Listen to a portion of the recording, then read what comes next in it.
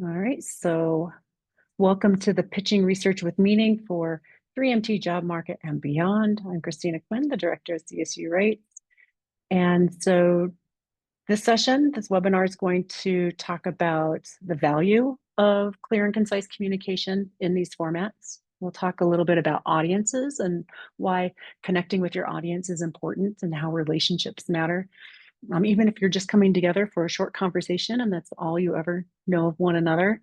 We'll talk about contexts for your pitches and presentations. Specifically, we're going to talk about two. We're going to talk about elevator pitches and we're going to talk about 3-minute talks. And both of those are relevant to either going on the job market or maybe doing a poster presentation. It could be for a conference presentation if it's short, if it's a 3-minute talk, not for the extended kind of longer presentations, but you could take some of these models and kind of expand on them for that. And then we'll talk about the content of your pitch and presentation, kind of how it is that you might structure that. I've got some strategies and some models, some templates for you to take, as well as just some resources and opportunities, as always. So when we talk about clear and concise communication, like why is that important? What is it we're really talking about here? And it's in part clear and concise. What it does is it takes this whole kind of like the forest for the trees. It takes what's really big and kind of beyond our capacity to see clearly. And what you do is you're kind of shaping it through your language and through your perhaps if you're doing a poster presentation, some of your visuals, and you're just sharing a little portion so that you can focus your audience's attention. And what that does is it also allows for you to, when you cordon things off, to reorient. So rather than talking about all of the topic that's in your area in chemical engineering or in biomedical engineering or whatever it is your field is, rather than talking about everything, you can't do that in a short period of time, right? You are able to condense it and talk about what's most meaningful and where you want your audience to be able to focus and what you want them to be able to take away with them. So there are many types of short presentations for research career building. We're going to talk about the elevator pitch, which could be a 30 to 60-second kind of summary of who you are and kind of how it affects and connects to somebody else. So we'll talk about that in detail, and I have some templates for you. We'll talk about, there could be something like a research soundbite, one sentence version. We'll talk about ABT methods, which could be kind of like a soundbite method. There's something called lightning talks. Maybe you're doing those in your departments, and those would be like 3 to 5 minute presentations that highlight key findings. And usually those are among people who are in an area kind of study and kind of have a sense of like what you're already studying or have an interest in that topic. Conference talks, those are for specialized audience, as often right in your area, but those are much more expansive. You might be able to cover a bit more, but you still can't cover everything, right, in your subject area. Just still focusing, right? There are poster presentations, of course. We'll talk a little bit about the grad showcase and 3MT type talks. You can do seminar presentations, for example. Those are a little bit longer and maybe Q&A and engaged with experts in your field. Panels, you could be part of a panel group talking, and then 3-minute theses. So the elevator pitch and the 3-minute thesis is kind of the place where we're going to go for being able to talk about how do you craft these stories, what goes into them, and so that you can connect with your audiences clearly and with impact and effect. We're going to start with audiences, though.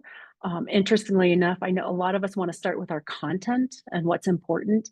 And I'm going to recommend that you start with thinking about who you want to be having conversations with.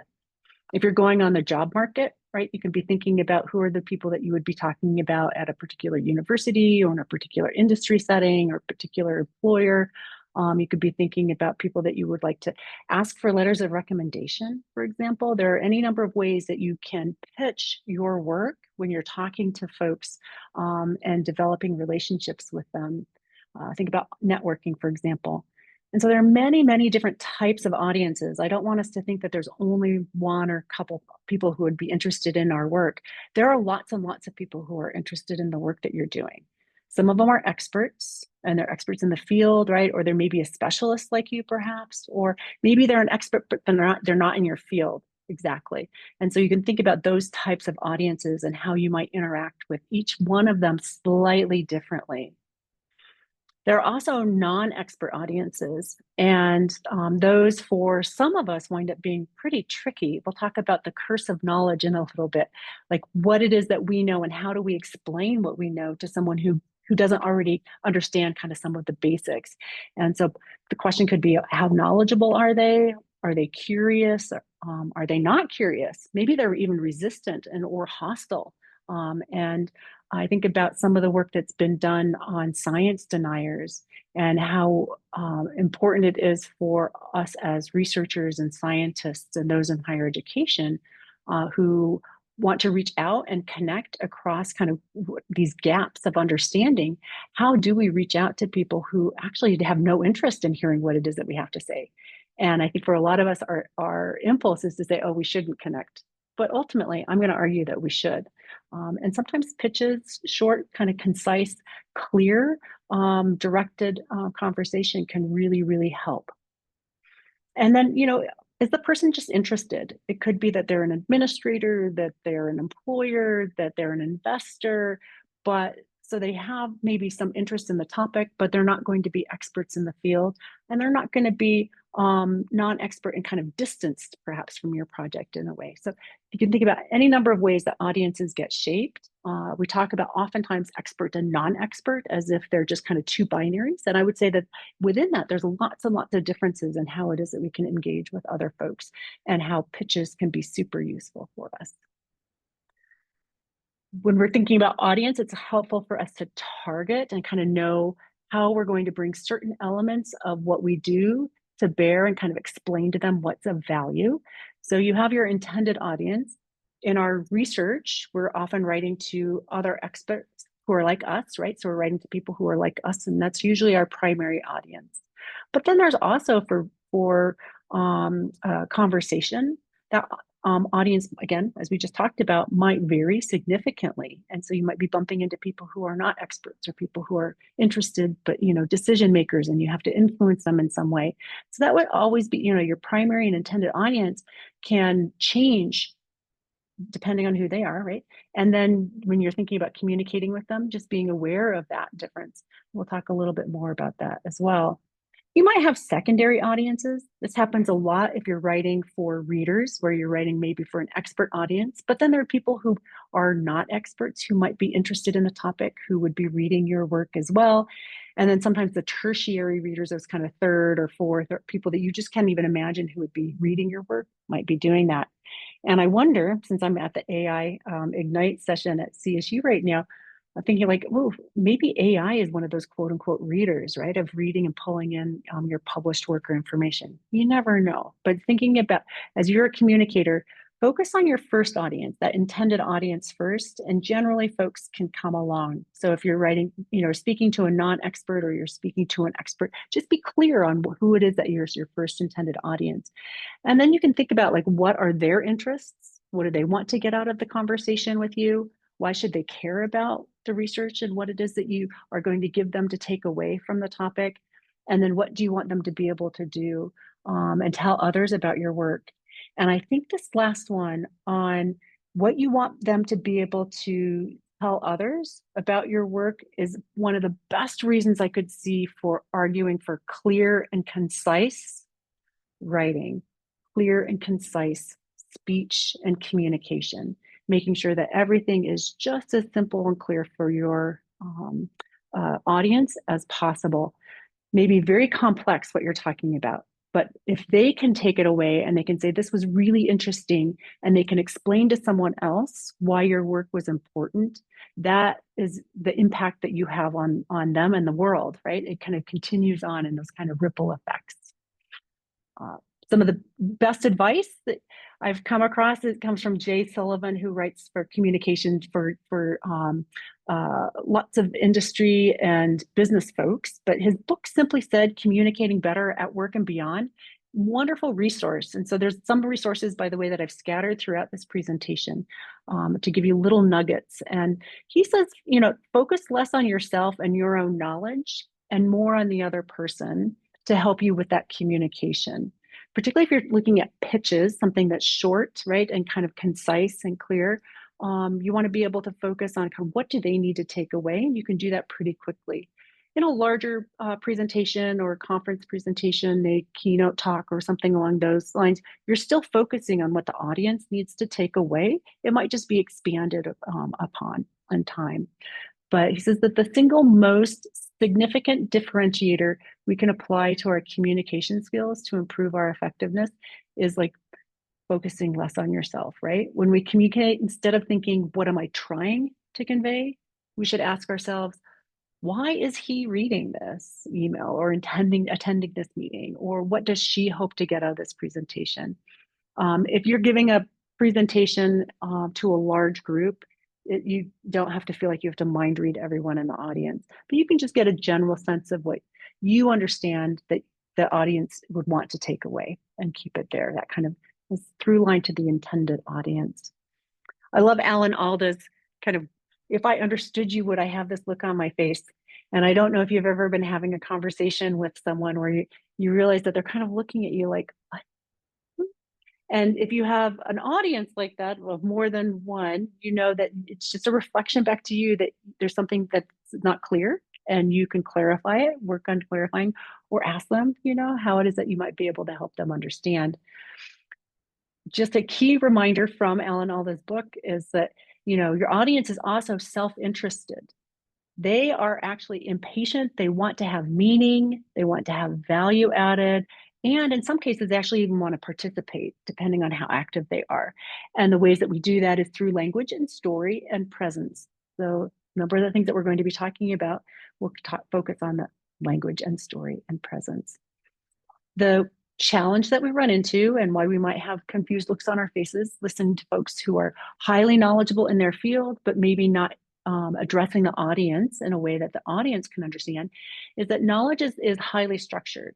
And often the information, the data, the research, everything that we have going on in our kind of research and scholarly lives is highly unstructured. We move through our days, we do a few experiments, we gather some information, we put things in spreadsheets. We have kind of great, vast knowledge of what it is that we do and how we do it.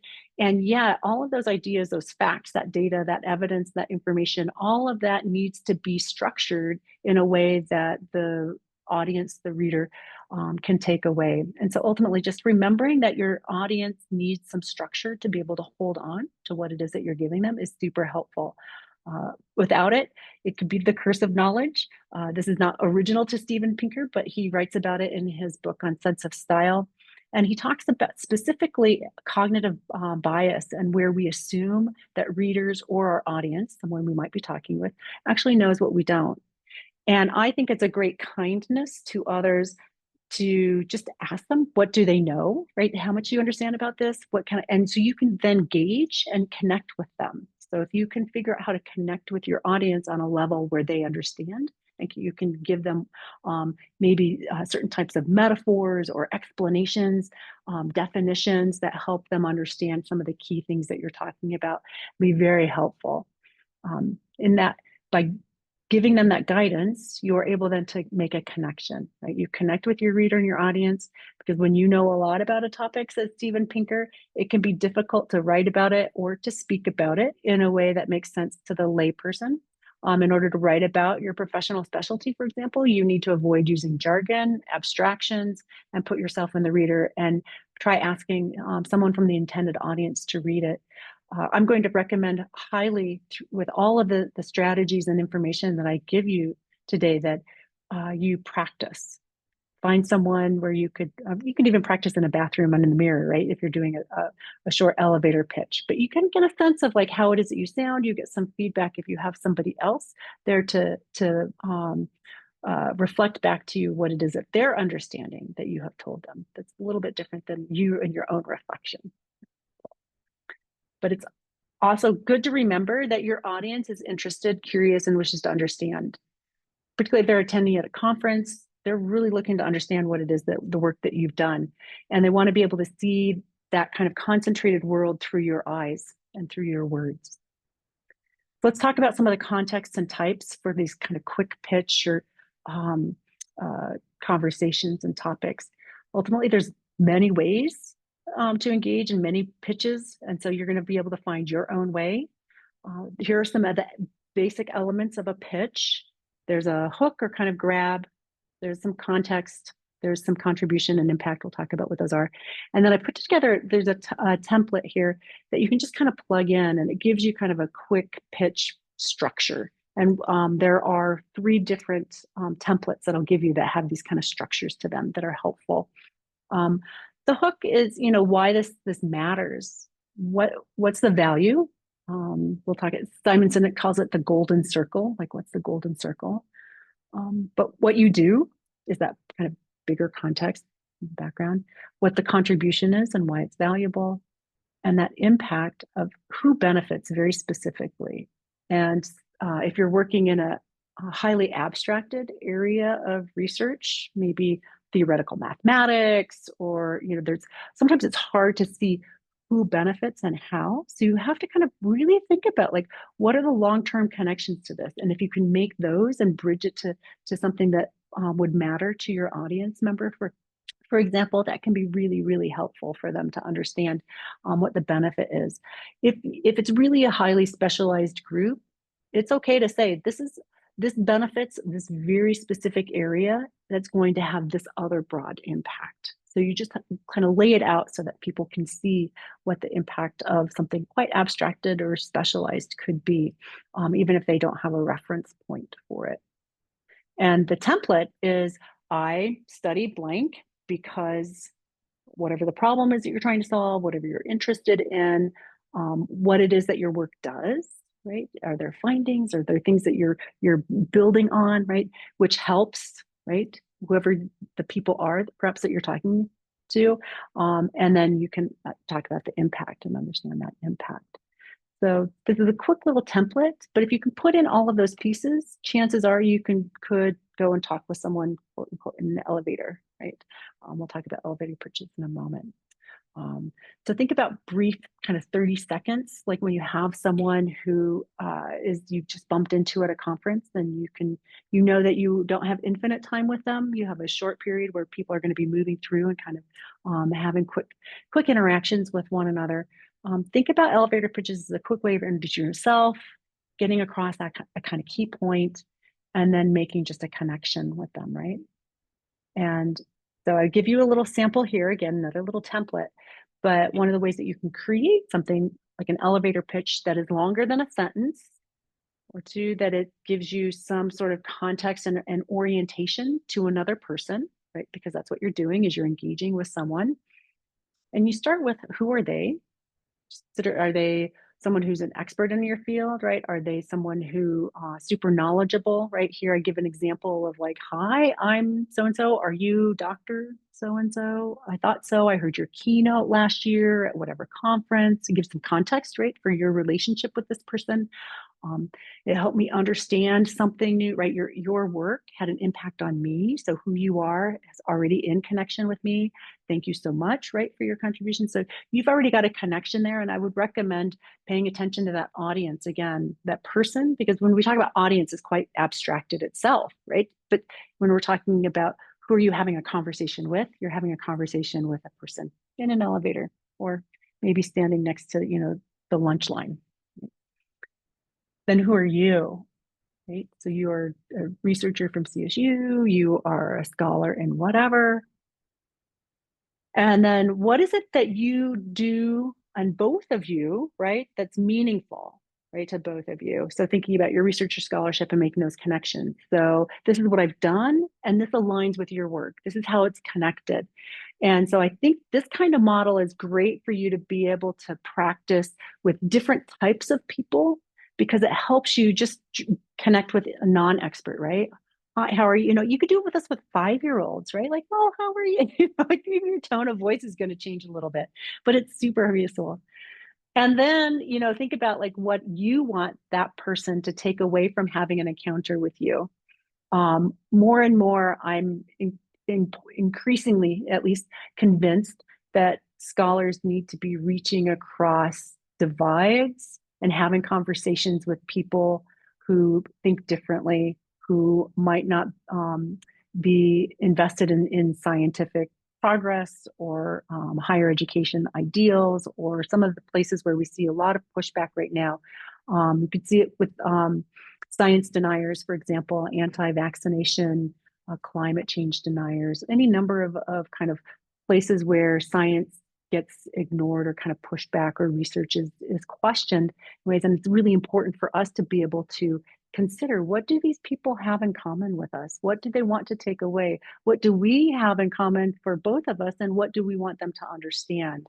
And so if you're doing this for a job, though, and to continue with my example, you could just say, hey, would you have time to meet after the conference? But if you bump into someone who's like curious about who you are and you have a conversation in an elevator and it turns out that they are, somehow resistant, it's great still to be able to try and see what is that common ground. And so how can you have a conversation with them? And then if you're doing this for an elevator pitch, like literally in that kind of sense of job market pitching and conference going and networking, then you want to be able to follow up. And so you can say, when would be a good time for us to connect, or I'd really love to follow up with you. Do you mind if I send an email? And you have to be open to people saying, hey, it was really great talking to you for 30 seconds, but I don't feel like I ever need to talk with you again. You have to be okay with that too, right?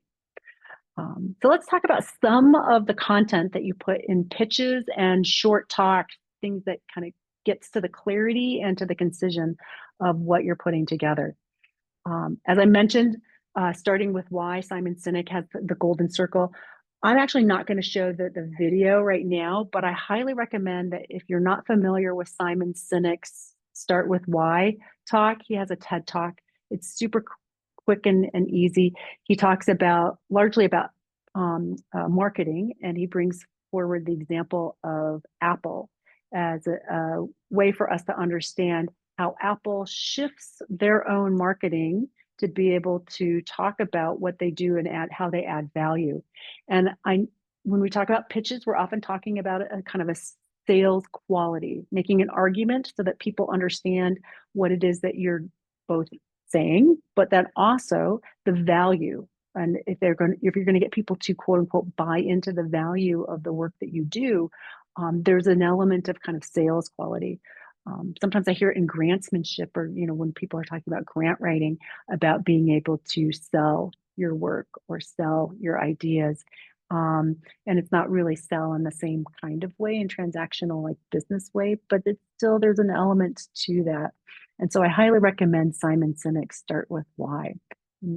And so you can see what the golden circle is and how why matters so much. Ultimately, when you start with why and what's of value to someone, again, thinking about like, what do they want to take away from your ideas? Then you've given them something of value already. And then after that, try not to overwhelm them. And this is just a wonderful little example of, when you have way too much data and it's confusingly arranged. I mean, it's visually interesting, but it's really hard to figure out how it is that you would find any of this kind of information in this graph, right, or this figure. So in thinking about this visual representation of what you might be saying in an elevator pitch, don't overwhelm with data. And I tend to, my way of overwhelming is I overwhelm with speech. I talk rapidly. I talk a lot. I do a lot of ums. And so in those instances, that none of those kind of verbal clutters help make the point of what it is that I'm trying to make. They clutter up the environment so that they can be overwhelming, right? And so clutter does happen, just as like having lots of ideas, lots of data, lots of information, and then trying to sort through and identify what's most important to be given to someone else as an idea of takeaway will really help focus. Again, thinking about just a golden circle rather than all of the little circles. And then to remember what you exclude, what you take out, can often be as just as important as what it is that you include. So if you're practicing, if you're writing out short presentations, if you're writing out a short talk to accompany you on a poster presentation, if you're writing out some ideas of how it is that you might engage with folks at a job interview, just remember, you can include lots of key points, but then also if there's too much, you can just take some of those away, practice taking things away, so you can make those messages clear. The storytelling structure of what we do, and how we do it in our research and why it's important. There's a general structure. We've been following it already in our own presentation with the hook, like what's important, right, for them to take away. Then kind of a little bit more of the detail and the background of it. And then in the end, kind of ultimately, what's important, like what's the therefore. So this follows a storytelling structure called and, but, therefore. I'll pull that through and we'll talk a little bit more, but the hook is a really common kind of way of framing it. I think hooks are something where if you can consider who your audience is, you can pretty easily be flexible and tap into what's going to grab that person's attention, what's going to grab that particular reader or that particular type of audience's their attention. Because a hook, you may find something of interest in your own specialized area, but it may not be the same kind of hook that's going to grab someone, like who's your child's elementary school teacher, for example. That may be a different hook. She'll be interested or he'll be knowledgeable in some areas, but won't be an expert in your field. So the hook is going to be slightly different. Maybe you want to use a hook that connects them somehow to education, for example, since you know the context of them being a teacher. So we'll talk a little bit more about this kind of storytelling structure, and I'll give you again some more templates on how to work with that. This one comes from MIT, and it's just a reminder on the logical arrangement of problem solution research for a pitch. And so notice that this is going to be super tidy, that there's a big problem and that it affects certain people in a negative way, that you're working on something new that's going to fix it, and that's why you have the power to solve this problem. Problem solution research is really, really common. Not everyone does it. There are lots of analytical fields or theoretical fields or other things where you may be addressing a gap on the field, but it's not really problem solving in the same way. But what I do like about this is that you can see how it is that you go from problem to solution pretty quickly. So there's going to be some sort of logic that holds your story together and helps you connect with someone else. And so here they also break it down and what do you want from them, right? Why should they do it? Why does your research support this? And what will happen if they act? So who are they? The Nuclear Regulatory Commission needs to begin developing regulations that will govern some sort of operation, right, in nuclear power plants. Why? Because they advance nuclear reactors, then provide carbon-free energy needed for climate change issues. Why does your research support this? They don't, so they haven't even begun to think about safety and licensing of these power plants, let's say. My research group has developed tools and safety analysis that would be valuable input. And we need to start working now if we're going to start building, right? Notice that we start again with audience first. Who's going to be connected, right? What it is that you want them to be doing? Why should they want to do it? And what happens if they act in the very end, right? So we'll start building on operating safe advanced nuclear power plants in the next decade. So this one comes from MIT, but it's super helpful for us to kind of see how it is that a project might be broken down and then pitched quickly to another group. That and, but, therefore pitch structure that I mentioned, the storytelling, this, I pull mine from Randy Olson, although he's not the only writer who's addressed this. Randy Olson is a ecologist. He was at the University of New Hampshire, tenured professor who left to go make movies in Hollywood. And there he encountered pitch structures, because pitches is how you get a movie sold or a TV show sold for lots of gobsmacking amounts of money, right? But he said in the film industry, it's super quick and they've got a great formula for being able to pitch. And he said, I don't know why it is that scientists aren't using this pitch formula to be able to pitch their grant proposals, their ideas, to be able to craft out their introductions and their articles, and be able to very clearly describe quickly what they're doing and what the value of their research is. So he has a number of books. One of them is called Narrative is Everything. I love that. And it's his ABT framework. So if you're interested, I have connections and copies, and I can share some of that his work out, not without copyright, but I'll just share out some of his ideas and we could have a conversation. But the and is what sets the scene and kind of provides the big picture context for it. This and something else are true. It's really, we need to have a kind of context for a big picture for what's of value with the problem or the topic at hand. But, right, there's this issue, this problem, right? But there's this challenge, and therefore, whatever it is a solution. Super tidy, right? This structure mirrors how our brains naturally process stories and arguments. When we talk about taking all the clutter, everything that we know, how do we pull it down to kind of the essential this and this, but there's this problem, therefore this is my solution and my response and my answer. Notice how easy it is for you as a listener to go this and this, but therefore that. And you can take away that, right? Therefore, you take away the therefore. It's also easy for, as an audience person, right, to be able to restate that, to be able to clearly say what complicated research is doing, right? It's this and this, but this and therefore. So that connection, you can create an argument out of it. It could be what's significant of your research, of course, but you can do it in one sentence if you're tidy, definitely in a paragraph. And then thinking about like a whole manuscript, you can detail out a manuscript on the kind of and, but, therefore. You're just kind of expanding, continually kind of drawing out and explaining kind of what the context is and what the problem is and what the solutions are. Here's an example. This one is a biomedical ABT. So many older adults experience muscle loss as they age, and this leads to increased risk of falls and reduced independence. So we have older adults losing muscle, right? It leads to falls. So this is the problem, right? The context. But current treatments focus on recovery after a fall, then prevention.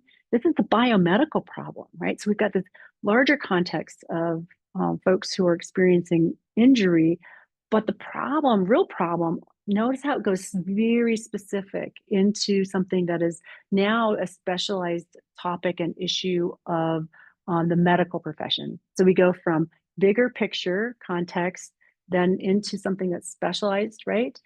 But current treatments focus on recovery, right? After rather than prevention. Therefore, and this is your response and what you get to do, my research investigates early stage muscle strengthening interventions that can be implemented before degeneration begins, helping older adults stay alive and active longer. So this is something that is perfect, by the way, and we practice this in our 3-minute thesis talks, the 3MTs. And so that and, but, therefore model we build in as part of our practices. And I'll talk about that now. And because 3-minute talks are what you're encouraged to do, for example, for the Graduate Student Showcase as a part of your poster presentation. It's a great way for you to get and, but, therefore, all of that information out and connect it with data and information that you have as part of your poster. For 3-minute talks, at least for the grad showcase and for our 3-minute thesis competition, which I'm going to talk about in a moment, those are taking what you know as a specialist and translating it to speak to a non-specialist audience.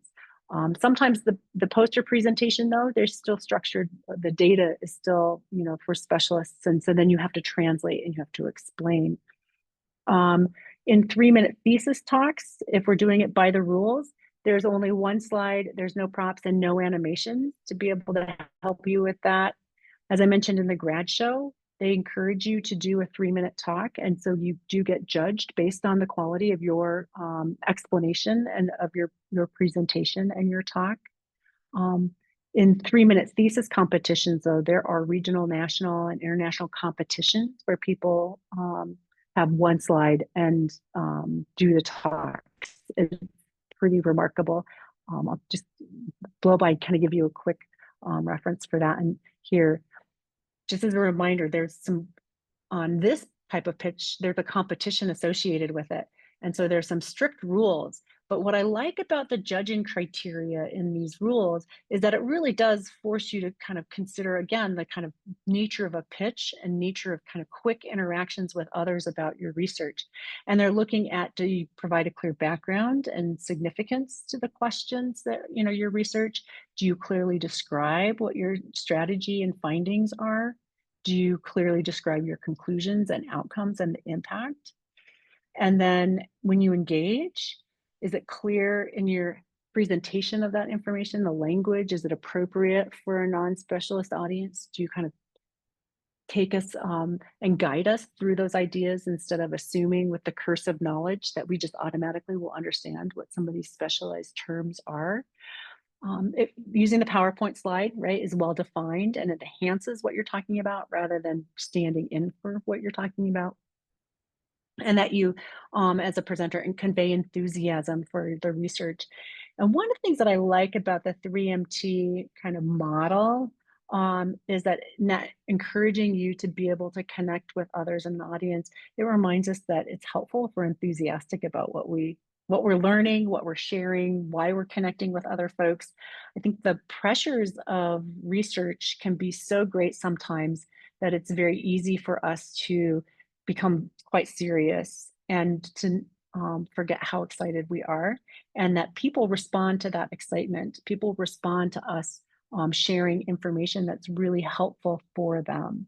And so that goes, that's the same thing on the job market, right? Same when you're applying for jobs or you're talking with future employers, you're going to show them what it is that you've learned and how it is that it's helpful and useful for them. And the fact that you are enthusiastic about it means that you will carry that energy and enthusiasm into the workplace, right, out of your graduate studies. I've mentioned already some of the opportunities, but I just wanted to highlight from CSU, if you're looking for places to practice and to network and connect with other graduate students or folks who are doing poster presentations and other types of scholarly presentations, it's not only posters. The grad showcase is on November 19th, so it's on a Wednesday, the Wednesday before fall break. And it's a wonderful place to go and see what other folks are working on and to have conversations with them. It'd be a great place to practice some of your own kind of, this is who I am, this is the work that I'm doing, this is how it connects. In the evening, there's an awards ceremony that you can attend, and there's food. So you can have another opportunity for having conversations with folks. So it's a good place to go, even if you're not presenting. And then I mentioned the 3-minute talks, and that's because CSU does have a 3-minute thesis or 3-minute talk competition. For the past 3 years, we've had folks who have placed at the state level. We had one person who won one state, but our competition comes out of the Graduate Student Showcase right now. And so the award winners can participate in communication training that starts in December. So if that's something that appeals to you, or if you're participating in the grad showcase, that might be an opportunity for you. And then we have preliminary rounds in early February, and then by almost mid-February, there's a final competition. And so if you'd like to attend that, please let me know. But again, it's like one slide, and then you talk about that kind of all the research that you're doing and its importance. And so it's also a great way to practice and kind of get comfortable with being able to give people quick, kind of short, detailed information about the value in the work that you do, and kind of letting the rest slide. So all right, I'm going to open it up for a little bit of conversation, but feel free to ask questions, but we're going to follow up with an email and with all the information. So if you want to take those pitch kind of templates, just know that those will be coming to you via email. And then my reminder is always, take what you've learned today and put it into practice and what works. And then if something doesn't work for you, don't do it. Share widely. And when you do, just give us a shout out. And until we meet again, may your writing be brief, frequent, low stress, and highly rewarding. All right, so I'm going to stop sharing my screen, and I'm going to stop the recording so we can have a quick conversation about some of the things that might, be